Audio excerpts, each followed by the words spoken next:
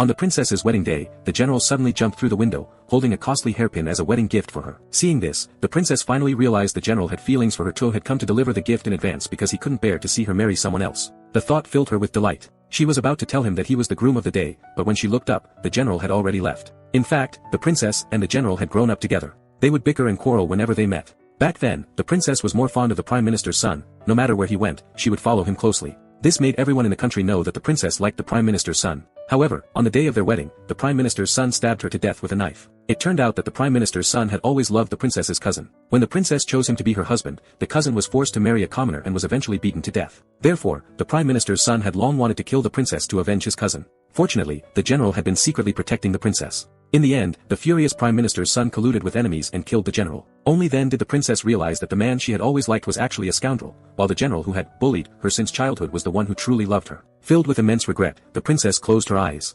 Unexpectedly, when she opened her eyes again, she found herself back on the day 3 years ago when she had to choose her husband. At that moment, the emperor was just holding the portrait of the prime minister's son and saying that since the princess liked him, he would let the prime minister's son marry her. Seeing this, the princess hurried to stop the emperor. Instead, she chose the portrait of the general standing aside. The emperor was very surprised, but he finally agreed to the princess's request. Soon, the princess walked out of the imperial palace. At that time, 4 handsome men were waiting for her to announce who would become her husband. Everyone thought the princess would definitely choose the prime minister's son. However, to give the general a surprise, the princess only announced that she would hold the wedding in 7 days and reveal who the groom was on the wedding day. Just then, the princess's cousin also came over and deliberately bumped into the princess. The prime minister's son hurried forward to help the cousin up and demanded that the princess apologize to her. But he didn't know that the princess no longer liked him as she used to. Looking at the 2 people in front of her, the angry princess directly slapped her cousin and then pushed her down the steps. This made the prime minister's son extremely angry. Never expected that the princess, who had always obeyed him in the past, would hurt his cousin in front of him.